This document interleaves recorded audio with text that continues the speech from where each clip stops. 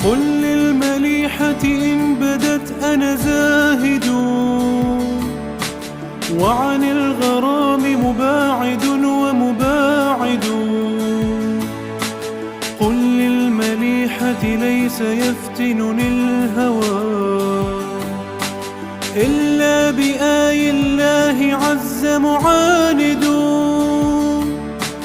مهما رميت من العيون فسهمها عن وقع قلبي يا صبية شارد.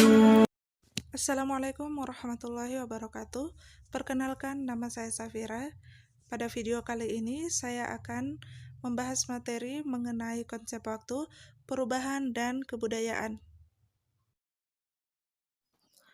Kata sejarah berasal dari bahasa Arab. Syajara artinya terjadi, sedangkan kata syajaratun artinya pohon kayu yang terus-menerus tumbuh dari bumi ke udara yang mempunyai cabang, dahan, dan daun, bunga, serta buah. Menurut Muhammad Yamin, di dalam kata sejarah tersirat makna pertumbuhan atau kejadian. Secara etimologis, makna kata sejarah adalah kata tumbuh, hidup, berkembang, dan bergerak terus-menerus dan akan berjalan terus sepanjang masa.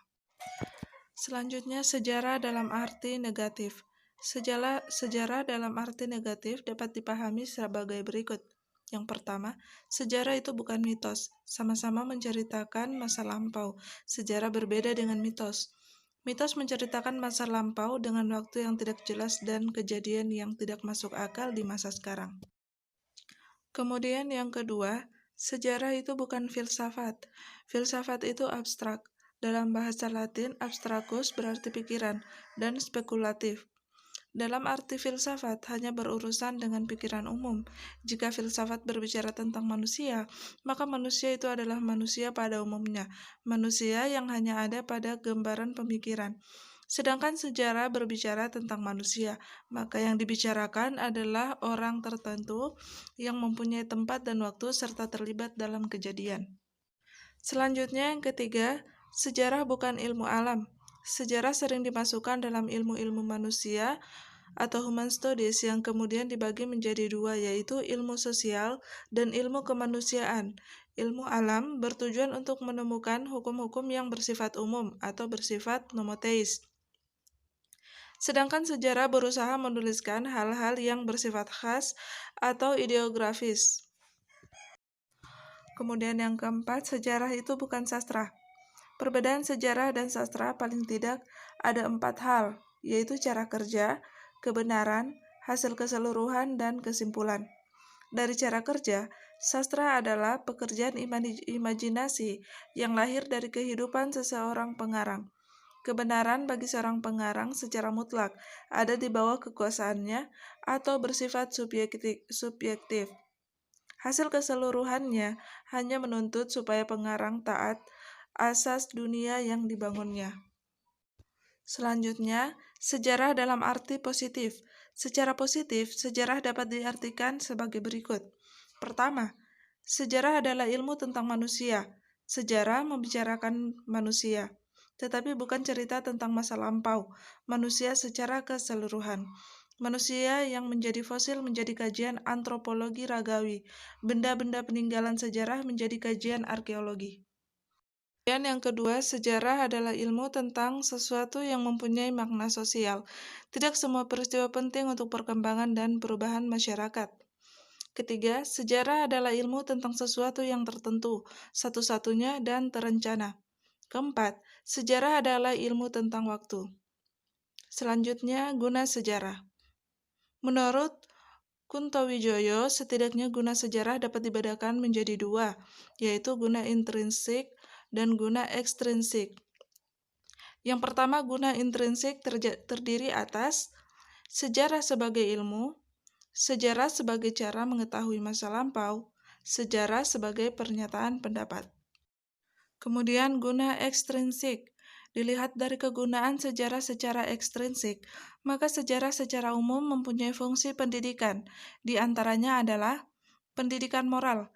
Jika pendidikan moral harus berbicara tentang benar dan salah, dan sastra hanya tergantung pada imajinasi pengarang, maka sejarah harus berbicara dengan fakta. Kemudian, sejarah sebagai pendidikan perubahan. Pendidikan perubahan diperlukan oleh para politisi, ormas-ormas, usaha-usaha, bahkan pribadi-pribadi. Dalam era global sekarang ini tidak ada yang lebih cepat daripada perubahan. Yang ketiga, sejarah sebagai pendidikan keindahan. Coba Anda bayangkan bahwa Anda adalah serdadu-serdadu Belanda di Benteng Makassar atau Jakarta, waktu masih bernama Batavia, atau Anda sedang berkunjung ke monumen pertempuran. Betapa sulitnya melawan peluru dengan bambu runcing. Selanjutnya, tugas sejarah. Berkaitan dengan waktu, para sejarawan sepakat bahwa ilmu sejarah bertugas membuka peristiwa ke masa lampau atau waktu yang lalu umat manusia, memaparkan kehidupan manusia dalam berbagai aspek kehidupannya, dan mengikuti perkembangannya dari masa paling tua hingga masa kini. Selanjutnya, perubahan sosial budaya. Pengertian perubahan sosial budaya dalam konteks kehidupan manusia sebagai makhluk sosial dikenal dua macam perubahan, yaitu perubahan kebudayaan dan perubahan sosial. Kebudayaan dihasilkan oleh masyarakat dan tidak ada masyarakat yang tanpa kebudayaan. Dengan kata lain, budaya ada karena masyarakat dan masyarakat tidak mungkin tanpa budaya. Perubahan sosial budaya terjadi secara terus-menerus dari dahulu, sekarang, dan di masa yang akan datang. Perubahan sosial budaya tidak dapat dipisahkan karena kebudayaan berasal dari masyarakat dan masyarakat tidak mungkin tanpa adanya kebudayaan. Kedua, faktor yang menyebabkan perubahan sosial budaya. Faktor internal yang dimaksud faktor internal adalah faktor yang berasal dari dalam masyarakat itu sendiri, antara lain bertambah dan berkurangnya penduduk, penemuan-penemuan baru. Selanjutnya, pertentangan atau konflik dalam masyarakat. Pertentangan dalam nilai-nilai dan norma-norma politik, etnis, dan agama dapat menimbulkan perubahan sosial budaya yang luas. Selanjutnya, faktor eksternal.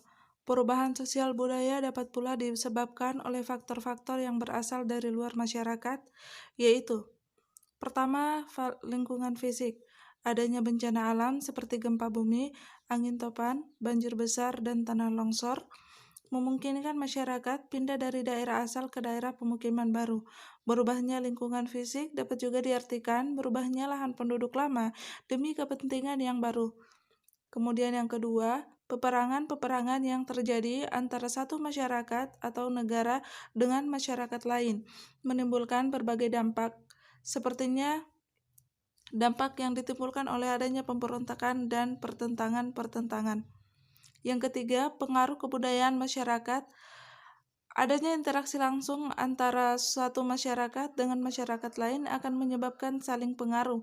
Selain itu, pengaruh budaya dapat berlangsung pula melalui komunikasi satu arah, yaitu komunikasi masyarakat dengan media massa.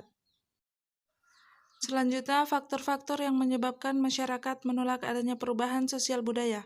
Penolakan terhadap suatu perubahan sosial budaya terutama yang disebabkan oleh faktor eksternal terjadi karena berbagai faktor, yaitu: pertama, masyarakat merasa ragu-ragu atau curiga terhadap sesuatu hal yang baru yang dianggap sebagai sesuatu yang bersifat negatif. Adanya pandangan seperti ini muncul dalam perilaku menolak langsung atau menolak terlebih dahulu sambil mempelajarinya untuk kemudian menerima atau menolak. Kedua, kurangnya pendidikan dan pengetahuan masyarakat terhadap sesuatu yang baru tersebut, sehingga mereka menolak. Ketiga, adanya kecenderungan untuk tetap menyukai, memelihara sesuatu hal yang lama, membuat inovasi terhalang. Misalnya, masih adanya sikap priai dan sikap feodalisme menghalangi seorang untuk berorientasi pada prestasi individu. Menurut Rogers dan Schumacher pada tahun 1987, sebagaimana dikemukakan oleh Peli Usman dan Asih Menanti pada tahun 1994, perubahan sosial budaya mengikuti 3 tahap, yaitu: tahap pertama, terjadi invensi, yaitu proses di mana ide-ide diciptakan dan dikembangkan. Tahap kedua, difusi, yaitu penyebaran atau pengkomunikasian ide-ide ke dalam sistem sosial. Tahap ketiga, konsekuensi, yaitu perubahan-perubahan yang terjadi dalam sistem sosial sebagai akibat pengadopsian atau penolakan inovasi. Selanjutnya, konsep kebudayaan. Pertama, pengertian kebudayaan.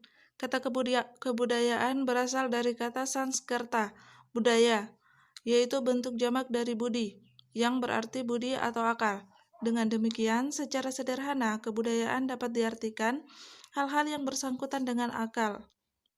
Kedua, unsur-unsur kebudayaan. Unsur kebudayaan dalam Kamus Besar Bahasa Indonesia berarti bagian suatu kebudayaan yang dapat digunakan sebagai suatu analisis tertentu. Dengan adanya unsur tersebut, kebudayaan lebih mengandung makna totalitas daripada sekedar penjumlahan unsur-unsur yang terdapat di dalamnya.